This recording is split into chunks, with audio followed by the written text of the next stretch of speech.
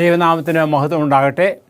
ഇന്ന് നിങ്ങളോട് സംസാരിപ്പാൻ തക്കവണ്ണം ഞാൻ ആഗ്രഹിക്കുന്ന ഈ വിഷയം യേശുക്രിസ്തുവിൻ്റെ വിശ്വാസം എന്നുള്ള വിഷയത്തെ ആധാരമാക്കിയാണ്. നമുക്കറിയാം, വെളിപാട് പുസ്തകം 14-ാമത്തെ അധ്യായത്തിൽ 12-ാമത്തെ വാക്യത്തിൽ ദൈവകൽപ്പനയും യേശുവിൽ വിശ്വാസവും കാത്തുകൊള്ളുന്ന വിശുദ്ധന്മാരുടെ സഹിഷ്ണുത കൊണ്ട് ഇവിടെ ആവശ്യം എന്ന് നാം വായിക്കുന്നുണ്ട്. അവിടെ കാണപ്പെടുന്ന ആ കാര്യത്തിൽ ദൈവകൽപ്പനയും യേശുവിൽ വിശ്വാസവും എന്നുള്ള കാര്യം നാം മറ്റ് വെളിപാട് പുസ്തകത്തിൽ തന്നെയുള്ള ചില ഏതാനും വാക്യങ്ങളിൽ കാണുന്നത് യേശുവിൻ്റെ വിശ്വാസം എന്നുള്ളതാണ്. അതായത് ഈ ഇംഗ്ലീഷ് ബൈബിളിൽ നാം വായിക്കുമ്പോൾ യേശുവിനുള്ള വിശ്വാസം എന്നുള്ളതല്ല അവിടെ ഉദ്ദേശിക്കുന്നത്, യേശുവിൻ്റെ വിശ്വാസമാണ്. അപ്പോൾ യേശുവിൻ്റെ വിശ്വാസത്തെക്കുറിച്ച് നാം ചിന്തിക്കുമ്പോൾ കണിശമായിട്ടും നമുക്ക് അനുകരിപ്പാൻ തക്കവണ്ണം സാധിക്കുന്ന ഒരു കാര്യമാണ് യേശുവിൻ്റെ വിശ്വാസം. ദൈവകൽപ്പനയും യേശുവിൻ്റെ വിശ്വാസവും കാത്തുകൊള്ളുന്ന വിശുദ്ധന്മാരുടെ സഹിഷ്ണുത. വിശുദ്ധന്മാരെക്കുറിച്ച് പറയുമ്പോൾ അവർ ദൈവകൽപ്പന പാലിക്കുന്നവരും യേശുവിൻ്റെ വിശ്വാസമുള്ളവരാണ്. അപ്പോൾ യേശുവിൻ്റെ വിശ്വാസം എന്ന കാര്യത്തെക്കുറിച്ച് നാം ചിന്തിക്കുമ്പോൾ ഒന്നാമതായിട്ട് നാം മനസ്സിലാക്കേണ്ടത് യേശുവിൻ്റെ ദൈവികത്വം എന്നുള്ളതായ കാര്യത്തെക്കുറിച്ചാണ്. അതായത് കർത്താവായ യേശുക്രിസ്തു ഈ ഭൂമിയിലായിരുന്നപ്പോൾ താൻ വളരെയധികം ആയിട്ട് മനുഷ്യനായി അവതരിച്ചു എങ്കിലും തന്നിലുള്ളതായ ദൈവികത്വത്തെക്കുറിച്ച് നമുക്ക് കാണുവാൻ സാധിക്കും. പ്രത്യേകിച്ച് പറയുമ്പോൾ വേദപുസ്തകത്തിൻ്റെ അടിസ്ഥാനത്തിൽ കർത്താവായ യേശുക്രിസ്തു ദൈവമായിരുന്നു. ആ ദൈവം മനുഷ്യനായി അവതരിച്ചു. അതേ തന്നെ സ്നേഹിക്കുന്നവർ, തന്നിൽ വിശ്വസിക്കുന്നവർക്ക് രക്ഷപ്രാപിപ്പാൻ തക്കവണ്ണം ഉള്ളതായ വഴികളെ കർത്താവ് ഒരുക്കി. അപ്പം അതുകൊണ്ട് ആ യേശുവിൻ്റെ വിശ്വാസം എന്നുള്ളതിനെക്കുറിച്ച് നാം ചിന്തിക്കുമ്പോൾ, അതായത് യേശു ദൈവമായിരുന്നു.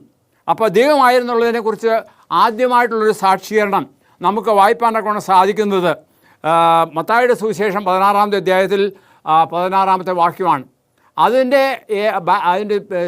പിന്നിലുള്ളതായ കാര്യം, അതായത് കർത്താവായ യേശു ക്രിസ്തുവും ശിഷ്യന്മാരുമായി നിൽക്കുന്നതായ സാഹചര്യത്തിൽ കർത്താവ് ഞാൻ ആരാണ്, അല്ലെങ്കിൽ താൻ ആരാണെന്നുള്ളത് അവരോട് ചോദിക്കുകയാണ്. അപ്പോൾ ഓരോരുത്തരും അവരുടേതായ അഭിപ്രായങ്ങൾ പറയുകയാണ്. നമുക്ക് അതൊന്ന് ചിന്തിക്കാം. വിശുദ്ധ മത്തായിയുടെ സുവിശേഷം 16-ാമത്തെ അധ്യായത്തിലുള്ളതായ കാര്യമാണ്.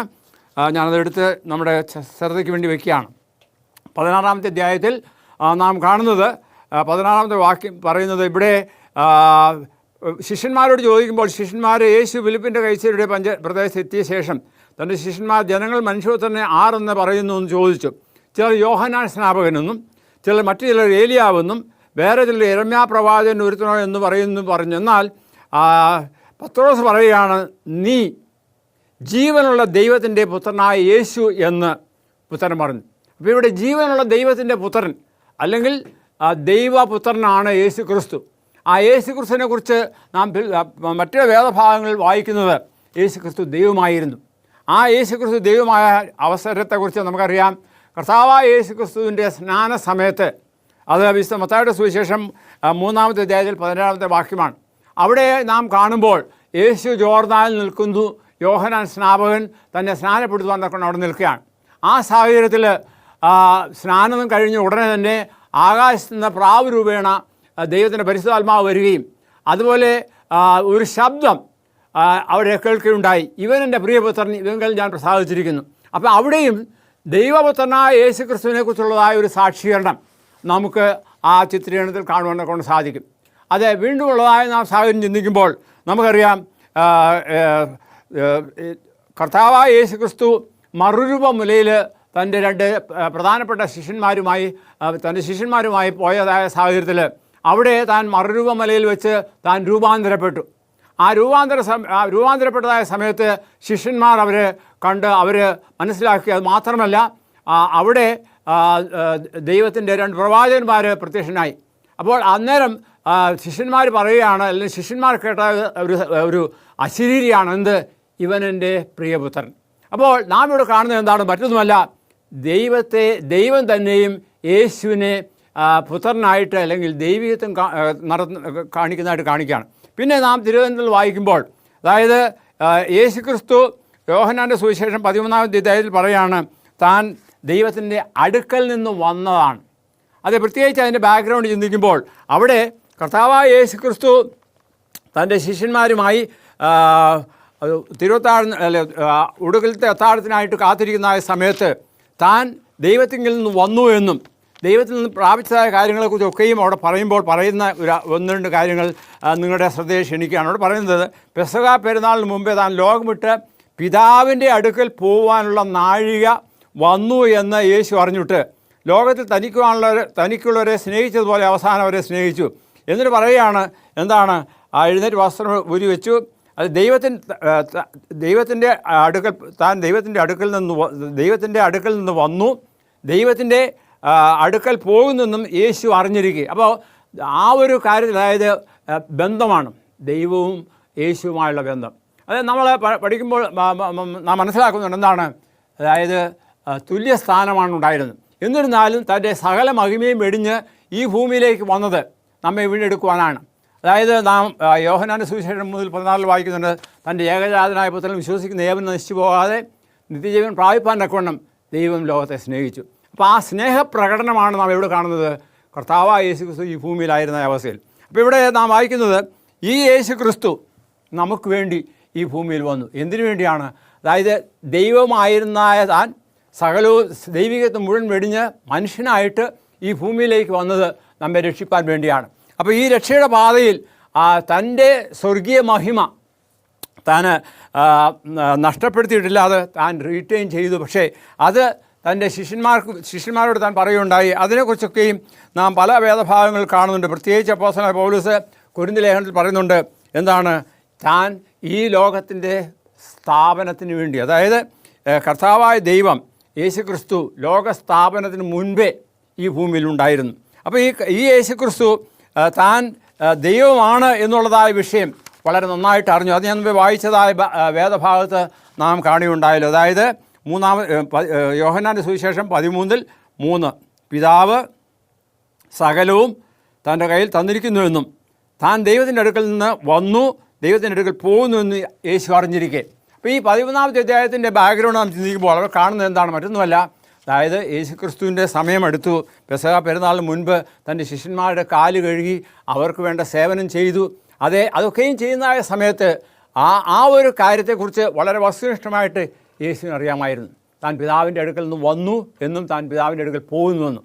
അപ്പോൾ അതിന് മുൻപുള്ളതായ ശുശ്രൂഷകളെല്ലാം പിന്നീട് നാം, അതായത് കർത്താവായ യേശുക്രിസ്തുവിൻ്റെ കാര്യത്തെക്കുറിച്ച് നാം കൂടുതലായി പഠിക്കുമ്പോൾ പ്രത്യേകിച്ച് ഏതാനും ചില കാര്യങ്ങൾ ഇവിടെ ഞാൻ അവതരിപ്പിക്കാൻ കൊണ്ട് പോവുകയാണ്. ഒന്നാമതായിട്ട്, അതായത് ദൈവം ആയിരിക്കുന്ന അവസ്ഥയിൽ യേശുക്രിസ്തു ദൈവമായിരുന്നു എന്നുള്ളതായുള്ള തെളിവുകളൊക്കെയും വേദപുസ്തകത്തിലുണ്ട്.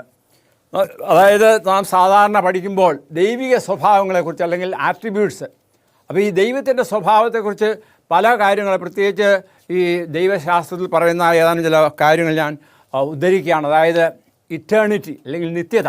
അപ്പോൾ ദൈവം എന്താണ്? നിത്യനാണ്, എന്നേക്കും ജീവിക്കുന്ന, അല്ലെങ്കിൽ താൻ ഇന്നും എന്ന് എല്ലായ്പ്പോഴും എപ്പോഴും ഇരിക്കുന്നതാണ്. നമുക്കൊരു ഒരു റെഫറൻസ് വായിക്കാം. വെളിപാട് പുസ്തകം 1-ാമത്തെ അധ്യായത്തിൽ 8-ാമത്തെ വാക്യം. അവിടെ ഞാൻ ഇപ്രകാരം വായിക്കുന്നു, ഞാൻ അൽഫയും ഒമേഗയും ആകുന്നു എന്ന് ഇരിക്കുന്നവനും ഇരുന്നവനും വരുവാനുള്ളവനും ആയി സർവ്വശക്തിയുള്ള ദൈവമായ കർത്താവ് അരുളി ചെയ്യുന്നു. ഇവിടെ ഈ വെളിപാട് യേശുക്രിസ്തുവിൻ്റെ വെളിപാടാണ്. അപ്പോൾ ഈ വെളിപാടിൽ പറയുന്നത് ഞാൻ ആൽഫയും ഒമേഗയും ആകുന്നു. ഈ രണ്ട് വാക്കുകൾ നമുക്കറിയാം. അത് ഈ വാക്കുകൾ ആദ്യത്തെയും അവസാനത്തെയും സൂചിപ്പിക്കുകയാണ്. അത് മാത്രമല്ല, പിന്നെയും താൻ എടുത്തു പറയുന്നത് ഞാൻ ഇരിക്കുന്നവനും ഇരുന്നവനും വരുന്നവനുമായ സർവ്വശക്തിയുള്ളതായ ദൈവമായ കർത്താവ് അരുളി ചെയ്യുന്നു. അപ്പോൾ യേശുക്രിസ്തു തന്നെത്താൻ പറയുന്നതായ കാര്യം, അതായത് വെളിപാടുകാരനായ യോഹന്നാനിലൂടെ അവതരിപ്പിക്കുന്നതായ കാര്യം, ദൈവം എന്താണ്? നിത്യതയിലേക്കാണ്, നിത്യനായിട്ടുള്ള ദൈവമാണ്. അതിനെക്കുറിച്ച് പല റെഫറൻസ് ബൈബിളിലുണ്ടെങ്കിലും ഞാനെല്ലാം വായിക്കാൻ തക്കവണ്ണം പരിശ്രമിക്കുന്നില്ല, നമ്മുടെ സമയം പരിമിതി ആയതുകൊണ്ട്. എന്നാൽ നാം ഓർക്കേണ്ടതായ കാര്യം, അതായത് ദൈവത്തെ സാധാരണയായിട്ട് പരിചയപ്പെടുത്തുമ്പോൾ നിത്യനായ ദൈവം, അല്ലെങ്കിൽ നാം സാധാരണ ഉപയോഗിക്കുന്ന പദങ്ങൾ പലതുണ്ട്, ഞാൻ എല്ലാം ഉപയോഗിക്കുന്നില്ല. പക്ഷേ ഞാനാകുന്നു. ആ ഒരു കാര്യം ദൈവത്തിന് മാത്രമുള്ള ഒരു അവകാശമാണ്. അപ്പോൾ ആ രീതിയിൽ യേശുക്രിസ്തു തന്നെ പരിചയപ്പെടുത്തുമ്പോൾ പറയുന്നതാണ്, അബ്രഹാമിന് മുൻപേ ഞാൻ ഉണ്ടായിരുന്നു, അല്ലെങ്കിൽ I am that I am എന്നുള്ളതായ വാക്ക് കർത്താവായ യേശുക്രിസ്തു ഈ ഭൂമിയിലായിരുന്നപ്പോൾ ഉപയോഗിച്ചായിട്ട് കാണുന്നുണ്ട്. അപ്പോൾ നിത്യതയിൽ അതായത് എന്നേക്കും ജീവിക്കുന്നവനായ കർത്താവ്. പിന്നെ അടുത്ത ഒരു വാചകം സാധാരണയായി കാണുന്നത് സർവ്വവ്യാപി. ഇംഗ്ലീഷിൽ പറയുമ്പോൾ അത് ഒമിനി പ്രസൻസ്, എല്ലായിടത്തും തൻ്റെ സാന്നിധ്യമുണ്ട്. എബ്രായ ലേഖനം 4-ാമത്തെ അധ്യായത്തിൽ അതിനെക്കുറിച്ച് പറയുന്നുണ്ട്, താൻ സർവ്വവ്യാപിയായിരുന്നു, സർവജ്ഞനായിരുന്നു. അങ്ങനെ ഈ ചില പദപ്രയോഗങ്ങളുണ്ട്. സർവ്വവ്യാപി, സർവജ്ഞൻ, സർവജ്ഞാനി, സർവശക്തൻ. അപ്പോൾ ഇതെല്ലാം ഇംഗ്ലീഷ് പദങ്ങൾ പറയുന്നത് ഒമിനി പ്രസൻസ്, ഒമിനിഷ്യൻ ആൻഡ് ഒമിനി പൊട്ടൻസ്. അപ്പോൾ ഇതൊക്കെയും ചൂണ്ടിക്കാണിക്കുന്നത് ദൈവത്തിൻ്റെ സ്വഭാവങ്ങളാണ്. ഇതൊക്കെയും മനുഷ്യനിത് അസാധ്യമാണ്. ഇന്നിപ്പം ഞാനിവിടെ ഈ സ്റ്റുഡിയോയിലായിരിക്കുമ്പോൾ കണിശമായിട്ട് നിങ്ങൾക്കറിയാം, എനിക്ക് വേറൊരു സ്ഥലത്ത് ഇരിക്കാനൊക്കെ കൊണ്ട് സാധിക്കുകയില്ല. ഞാനിവിടെ തന്നെയാണ് കൺഫൈൻഡ്, അതായത് ഞാൻ ഈ പരിധിയോട്, ഈ 4 ചുവരുകൾക്കുള്ളിൽ ഒതുങ്ങി കഴിയാണ്. എനിക്ക് ലിമിറ്റേഷനുണ്ട്, പരിധിയുണ്ട്. എന്നാൽ ദൈവത്തിന് പരിധിയില്ല. ഒരു ഉദാഹരണം പറഞ്ഞാൽ, കർത്താവായ യേശുക്രിസ്തു ഈ ഭൂമിയിലായിരുന്നപ്പോൾ, അതായത് ശിഷ്യന്മാരുടെ ഇടയ്ക്ക്, അതായത് ഉയർപ്പിന് ശേഷം മുറി പൂട്ടിയിരിക്കെ, വാതിൽ അടച്ചിരിക്കെ കർത്താവ് അവരുടെ മധ്യേ വന്നെന്ന് പറയുന്നു. പക്ഷേ നമ്മെ സംബന്ധിച്ചിടത്തോളം എനിക്ക് പുറത്ത് പോകാൻ തക്കവണ്ണം വാതിൽ തുറന്നെങ്കിലേ, അല്ലെങ്കിൽ ഇടിച്ചു പൊളിച്ച് പോകണം. അപ്പോൾ അങ്ങനെയുള്ള സാഹചര്യം ദൈവത്തിനില്ല. ആ ഒരു കഴിവ് ദൈവത്തിന് മാത്രമേ ഉള്ളൂ. പിന്നീട് നാം ചിന്തിക്കുന്നത് സർവശക്തനായാണ്. അതായത് ദൈവം എന്താണ്? സർവശക്തനാണ്. അപ്പോൾ ആ സർവശക്തനായ ദൈവത്തിൻ്റെ അത് പരിധിയില്ലാത്ത ഒരവസ്ഥയാണ്. നമുക്കറിയാം, നമുക്കൊക്കെയും ശക്തി കുറച്ചു മാത്രമേ ഉള്ളൂ. ശരിയാണ്, ഫയൽവാന്മാരുണ്ട്. നമുക്കറിയാം, ബൈബിളിൽ ശിംശോനെക്കുറിച്ച് പറയുന്നുണ്ട്. ശിംശോൻ ശക്തിയുള്ളവനായിരുന്നു, ദൈവത്തിൻ്റെ ശക്തിയാണെന്നതിൽ പ്രവർത്തിച്ചത്. എന്താണ്? വലിയൊരു തൂണ്, അത് പൊക്കിക്കൊണ്ട് വലിയൊരു വാതിൽ പൂർണ്ണമായിട്ട് എടുത്തുകൊണ്ട് പോകേണ്ടക്കൊണ്ട് ശിംശോന് സാധിച്ചു. അതുപോലെ തന്നെ അവസാനമായിട്ട് നിർത്തിയിരുന്നതായ, അല്ലെങ്കിൽ തന്നെ തുടലിട്ട് ചങ്ങലയിട്ടിരുന്നതായ അവസ്ഥയിൽ തനിക്ക് എന്ത് സംഭവിച്ചു? താൻ ആ തൂണ് അതുപോലെ പൊക്കി അവരുടെ ക്ഷേത്രം മുഴുവനായിട്ട് നശിപ്പിക്കാനൊക്കെ കൊണ്ട് സാധിച്ചു. എന്നാൽ അതിനേക്കാളും വലിയ ശക്തിയാണ് ദൈവത്തിൻ്റെ. ആ ദൈവത്തിൻ്റെ ശക്തിയെക്കുറിച്ച് ഞാനിവിടെ വിവരിക്കാൻ കൊണ്ട് പോകുന്നില്ല, കാരണം നാം അറിഞ്ഞിരിക്കേണ്ട ഒരു കാര്യമാണ്. അതുപോലെ പിന്നെ ഒരു കാര്യം കൂടെ പറയാൻ ഞാൻ ആഗ്രഹിക്കേണ്ടതായി ദൈവത്തിൻ്റെ ശക്തിയെക്കുറിച്ചാണ്. ദൈവം ആരാണ്? ദൈവം മാറാത്തവനാണ്. നമ്മുടെ ജീവിതം എന്ന് പറയുമ്പം അത് മാറുന്നതാണ്. അത് കയ്യാലപ്പുറത്തെ തേങ്ങ പോലെയാണ്, അങ്ങോട്ടോ ഇങ്ങോട്ടോ. അതായത് അറിയുന്ന അല്ലെങ്കിൽ അറിയപ്പെടുന്ന കാര്യങ്ങൾക്കനുസരിതമായിട്ട് അങ്ങോട്ടോ ഇങ്ങോട്ടോ ചാടും. പക്ഷേ ദൈവം അങ്ങനെയല്ല, ദൈവം ഒരിക്കലും മാറാത്തവനാണ്. അപ്പോൾ ഇതൊക്കെയും ഞാൻ ആ റെഫറൻസിൽ ഒന്നും വായിക്കുന്നില്ല, എങ്കിലും ദൈവത്തെക്കുറിച്ച് പഠിക്കുമ്പോൾ, അതായത് യേശുക്രിസ്തു ഭൂമിയിൽ മനുഷ്യനായിരുന്നപ്പോൾ താൻ ഈ ശക്തികളൊന്നും പ്രയോഗിച്ചില്ല എങ്കിലും ആ യേശുക്രിസ്തുവിന് അസാധ്യമായിട്ടൊന്നുമില്ലായിരുന്നു. അത് തന്നെ, അതായത് തന്നെ ക്രൂശാരോഹണത്തിന് മുൻപ് റോമൻ പട്ടാളം വന്ന് പിടിച്ചപ്പോൾ തനിക്ക് വേണമെങ്കിൽ ദൈവത്തോട് പ്രാർത്ഥിക്കുകയും ദൈവത്തോട് അപേക്ഷിക്കുകയും അനേക ദൂതന്മാർ വന്ന് തന്നെ വിടുവിക്കുകയും ചെയ്യുമായിരുന്നു. പക്ഷേ അതിന് ദൈവം തുനിഞ്ഞില്ല. കാരണം പ്രവചന നിവൃത്തി പ്രകാരം യേശുക്രിസ്തു തന്നെത്താൻ താഴ്ത്തി ഈ ഭൂമിയിൽ മനുഷ്യനായി അവതരിച്ചത് നമ്മെ രക്ഷിപ്പാൻ വേണ്ടിയാണ്. അതുകൊണ്ട് സകല രീതിയിലും താൻ മനുഷ്യരോട് ചേർന്ന് പോയി. അപ്പോൾ എന്നാൽ ഇത് അവൻ ദൈവമായിരുന്നു, ദൈവത്തോട് കൂടെയായിരുന്നു. അപ്പോൾ ഈ ദൈവികമായ പല അനുഭവങ്ങളും നമുക്കുണ്ട്. അപ്പോൾ ഇവിടെ ഞാൻ ഈ പറഞ്ഞത് മറ്റൊന്നുമല്ല, ദൈവത്തിൻ്റെ സ്വഭാവങ്ങൾ യേശുക്രിസ്തുവിൽ ഉണ്ടായിരുന്നു. പക്ഷേ ആ ഒരു കാര്യങ്ങളൊന്നും യേശുക്രിസ്തു ചെയ്തില്ല. പക്ഷേ താൻ എന്തായിരുന്നു? ദൈവമായിരുന്നു.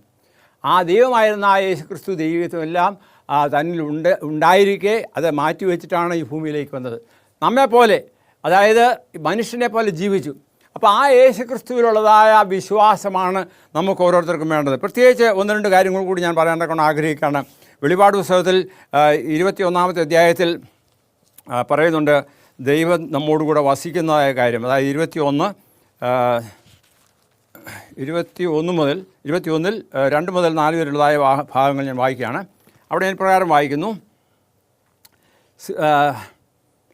സിംഹാസനത്തിൽ നിന്ന് ഒരു മഹാശബ്ദം പറയുന്നതായി ഞാൻ കേട്ടത്, ഇതാ മനുഷ്യരോടുകൂടെ ദൈവത്തിൻ്റെ കൂടാരം, അവൻ അവരോടുകൂടെ വസിക്കും, അവർ അവൻ്റെ ജനമായിരിക്കും, ദൈവം താൻ അവരുടെ ദൈവമായി അവരോടുകൂടെ ഇരിക്കും, അവൻ അവരുടെ കണ്ണുനീരെല്ലാം തുടച്ചുകൾ. ഇത് എന്താണ്? 21-ാമത്തെ അധ്യായം ചിത്രീകരിക്കുന്നത് പുതിയ ആകാശവും പുതിയ ഭൂമിയും ഭൂമിയിലേക്ക് വരുന്നതായ സാഹചര്യമാണ്. അപ്പം ദൈവം അവരോടുകൂടി വസിക്കുന്ന ഒരു സാഹചര്യമാണ്. അപ്പോൾ അവിടെ കണ്ണുനീരില്ല, ദുഃഖമില്ല, മുറവിളിയില്ല, അങ്ങനെയുള്ളൊരു കാര്യമില്ല. കാരണം ദൈവം നമ്മോടുകൂടെ, ഇത് യേശുക്രിസ്തുവിനെ കുറിച്ചാണ് ചിത്രീകരിക്കുന്നത്. യേശുക്രിസ്തു നമ്മോടുകൂടെ വസിക്കുവാൻ തക്കൊണ്ട് പോവുകയാണ്. അപ്പോൾ ഈ യേശുക്രിസ്തു മനുഷ്യരോട് വസിക്കുന്ന അവസരത്തിൽ, അതായത് നമുക്കുണ്ടാകുവാൻ പോകുന്നതായ സന്തോഷാനുഭവങ്ങൾ, ആ സൗഭാഗ്യ അനുഭവങ്ങൾ, ഇതൊക്കെയുമാണ് ഇവിടെ ചിത്രീകരിക്കുന്നത്. പിന്നെ നമുക്ക് വായിക്കുക, അതായത് കർത്താവായ യേശു ക്രിസ്തു ഈ ഭൂമിയിലായിരുന്നപ്പോൾ ചെയ്തതായ ഒരു കാര്യം, പല കാര്യങ്ങളുണ്ട്. എന്നിട്ട് തന്നെയും ഒരു കാര്യം ഞാൻ ഓർപ്പിക്കുകയാണ്, മറ്റൊന്നുമല്ല, അതായത് തനിക്ക് മനുഷ്യരുടെ പാപങ്ങളെ മോചിക്കുവാനുള്ള ശക്തി ഉണ്ടായിരുന്നു. അത് വിശുദ്ധ മത്തായിയുടെ സുവിശേഷം അവിടെ പറയുന്നുണ്ട്. എന്താണ്? അതായത് ആ ഒരു വ്യക്തിയോട്, അല്ലെങ്കിൽ ഒരു രോഗി തൻ്റെ അടുത്ത് വന്നപ്പോൾ അവൻ്റെ രോഗം സൗഖ്യമാക്കും. അതെ, എന്നിട്ട് അവനോട് നിൻ്റെ പാപങ്ങൾ ക്ഷമിച്ചിരിക്കുന്നു പറയുണ്ടായി. അപ്പോൾ അതിന് പരീശന്മാരല്ലെങ്കിൽ അവിടെ ഉണ്ടായിരുന്ന മറ്റുള്ളവർ പറഞ്ഞു, ഇവൻ അതിനുള്ളതായ കഴിവാണ്, ഇവൻ ആരാണ്, ദൈവമാണ്. അപ്പോൾ ആ ഒരു കാര്യത്തിൽ, അതായത് തന്നെത്താൻ ഈ ഭൂമിയിലായിരുന്നപ്പോൾ തന്നെ ദൈവികമായി ചെയ്യേണ്ട ചില കാര്യങ്ങളൊക്കെ, പല കാര്യങ്ങളും താൻ ചെയ്യുകയുണ്ടായി. അത് മാത്രമല്ല, യേശുക്രിസ്തു ഈ ഭൂമിയിലായിരുന്നപ്പോൾ നമുക്കറിയാം, യേശുക്രിസ്തു ജനിച്ചതായ സമയത്ത് അവിടെ 3 രാജാക്കന്മാർ വന്നു എന്ന് പറയുന്നുണ്ട്. അപ്പോൾ ഈ രാജാക്കന്മാർ എവിടെയുള്ളവരായിരുന്നു? അവർ ഇസ്രായേൽ മക്കളല്ലായിരുന്നു, അവർ പുറജാതികളായിരുന്നു. എന്നാൽ അവർക്ക് ദൈവത്തിൻ്റെ സാക്ഷ്യം ലഭിച്ച് അവർ യേശുക്രിസ്തു ജനിക്കുന്ന നാഴികയെക്കുറിച്ചും യേശുക്രിസ്തു ജനിക്കുന്നതിൻ്റെ അടയാളങ്ങളെക്കുറിച്ചും കണ്ടിട്ട് അവർ വന്നതാണ്. അപ്പോൾ അതിൻ്റെ ചുരുക്കം എന്താണെന്ന് ചോദിച്ചാൽ, അവർ വന്നിട്ട് എന്ത് ചെയ്തു? യേശുക്രിസ്തുവിനെ നമസ്കരിച്ചു എന്ന് പറയുന്നുണ്ട്. അതുപോലെയുള്ള അനേക അനുഭവങ്ങൾ നമുക്ക് വേദപുസ്തകത്തിൽ കാണുന്നതൊക്കെ സാധിക്കും. അതായത് ആരാണ് സാധാരണയായിട്ട് നമസ്കാരം സ്വീകരിക്കുന്നത്, അല്ലെങ്കിൽ നമസ്കാരത്തിന് യോഗ്യനായത്? ദൈവം ഒരുവനേ ഉള്ളൂ. അത് ബൈബിളിൽ അതിനെക്കുറിച്ച് പറയുന്നുണ്ട്. അപ്പോൾ അതായത് ഞാൻ പറഞ്ഞതിൻ്റെ കാരണം മറ്റൊന്നുമല്ല, യേശുക്രിസ്തു ഈ ഭൂമിയിലായിരുന്നപ്പോൾ താൻ ദൈവമായിരുന്നു. താൻ എന്ത് ചെയ്തു? മറ്റുള്ളവർ വർഷിപ്പ് അംഗീകരിച്ചു, അല്ലെങ്കിൽ നമസ്കാരം അംഗീകരിച്ചു. ഇത് നാം സുവിശേഷങ്ങളിൽ മത്തായി, മർക്കോസ്, ലൂക്കോസ്, യോഹന്നാൻ എന്നീ പറയുന്ന 4 പുസ്തകങ്ങളിലും വായിക്കുമ്പോൾ അവിടെ പല സന്ദർഭങ്ങളിലായിട്ട് യേശുക്രിസ്തു എന്ത് ചെയ്തു? നമസ്കാരം, അല്ലെങ്കിൽ വർഷിപ്പ്, അല്ലെങ്കിൽ അവരുടെ പ്രാർത്ഥന സ്വീകരിച്ചു എന്ന് കാണുന്നുണ്ട്. എന്നാൽ ഒരു സംഭവം ഞാൻ എടുത്തു പറയാൻ ആഗ്രഹിക്കുകയാണ്. അതായത് എന്നാൽ ദൈവത്തിൻ്റെ ദൂതന്മാരങ്ങനെയല്ല. അവർക്ക് ഈ പ്രാർത്ഥന, അല്ലെങ്കിൽ നമ്മുടെ പ്രാർത്ഥന അവർ കൈക്കൊള്ളുകയില്ല എന്നുള്ള ഒരു കാര്യം ഞാൻ ഓർക്കുകയാണ്. അതായത് നമുക്ക് വായിക്കാൻ തക്കൊണ്ട് സാധിക്കും. വെളിപാട് പുസ്തകം 19-ാമത്തെ അധ്യായത്തിൽ, ഞാൻ അവനെ നമസ്കരിക്കേണ്ടതിന് അവൻ്റെ കാൽക്കൽ വീണു. അപ്പോൾ അവൻ എന്നോട്, അരുത്, ഞാൻ നിനക്കും യേശുവിൻ്റെ സാക്ഷ്യവുമുള്ള നിൻ്റെ സഹോദരന്മാർക്കും സഹപരിതനത്തിലെ ദൈവത്തെ നമസ്കരിക്കുക. യേശുവിൻ്റെ സാക്ഷ്യമോ പ്രവചനത്തിൻ്റെ ആത്മാവ് തന്നെ എന്ന് പറഞ്ഞു. അപ്പോൾ ഇവിടെ ഇതിൻ്റെ ബാക്ക്ഗ്രൗണ്ട് ചിന്തിക്കുക. അതായത് കുഞ്ഞാടിൻ്റെ കല്യാണത്തിൽ പങ്കെടുക്കുന്നവർ ഭാഗ്യവാന്മാരെന്ന് എഴുതുക എന്ന് പറഞ്ഞ്, ഇത് ദൈവത്തിൻ്റെ സത്യവചനം എന്ന് എന്നോട് പറഞ്ഞു. അതായത് ഒരു ദൈവത്തിൻ്റെ ദൂതൻ വന്ന് പറയുകയാണ്. അപ്പോൾ ആരാണ് ഞാൻ? വെളിപാടുകാരനായ യോഹന്നാൻ. അവനെ നമസ്കരിക്കേണ്ടതിന് അവൻ്റെ കാൽക്കൽ വീണു. നമുക്കറിയാം ഇതേ സംഭവം പലയിടത്തും സംഭവിച്ചിട്ടുണ്ട്. മോശ ദൈവത്തിൻ്റെ, അല്ലെങ്കിൽ ദൈവത്തെ ദർശിപ്പാൻ തക്കവണ്ണം മലയിൽ വന്നു. അവിടെ വന്നപ്പോൾ കണ്ടതായ തീ കണ്ടു.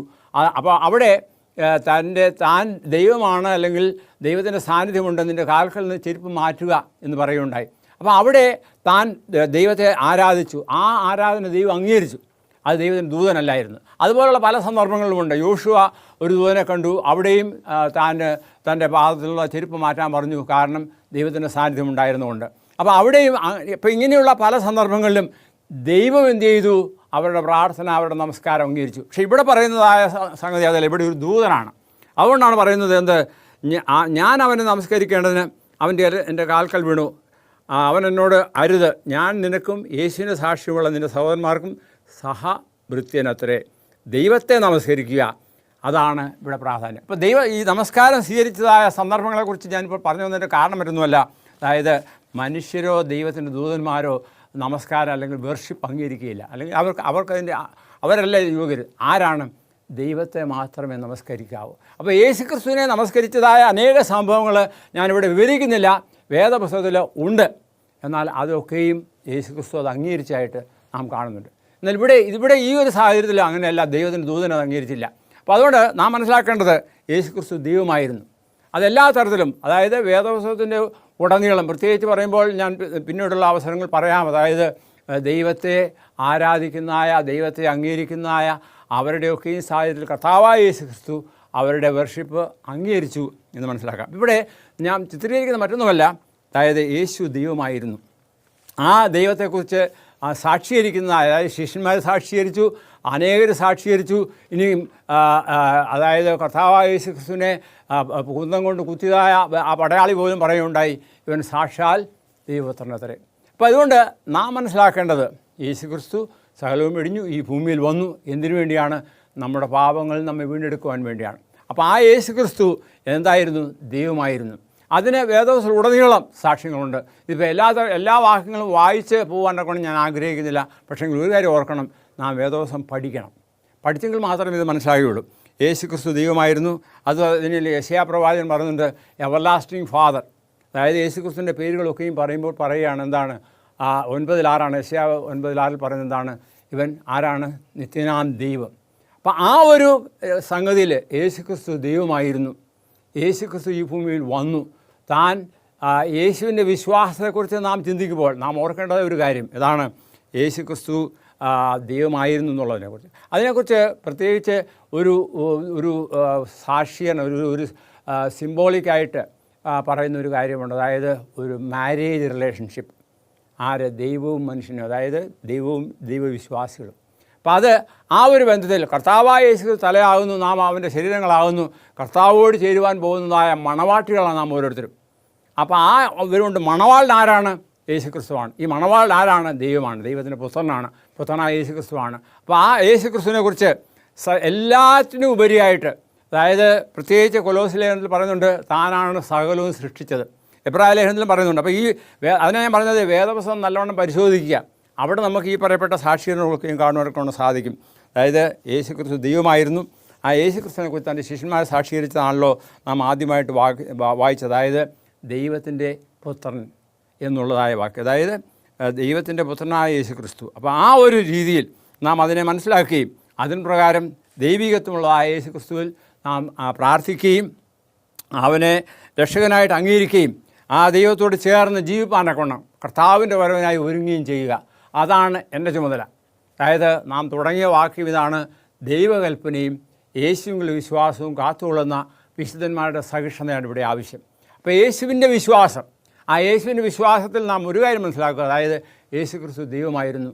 ആ സകല മഹിമയും ഇടിഞ്ഞ് താഴേക്ക് താൻ ഭൂമിയിൽ വന്നു. അതിനെക്കുറിച്ച് ഫിലിപ്പി ലേഖനം നമ്മൾ വായിക്കുന്നുണ്ട് 2-ാമത്തെ അധ്യായത്തിൽ. അവിടെ താൻ സ്വർഗത്തിലുണ്ടായിരുന്ന തൻ്റെ മഹിമയെ എല്ലാം മാറ്റിവെച്ചിട്ട് ഈ ഭൂമിയിലേക്ക് വന്നു. എപ്രകാരം? ഈ ഭൂമിയിലുള്ളതായ മനുഷ്യൻ്റെ സേവനത്തിന് വേണ്ടി. ഞാനത് വായിക്കാം. ഫിലിപ്പി ലേഖനം 2-ാമത്തെ അധ്യായത്തിൽ ഇവിടെ പറയുന്നുണ്ട്, ക്രിസ്തേശുവിലുള്ളതായ ഭാവം തന്നെ നിങ്ങളിലും ഉണ്ടായിരിക്കട്ടെ.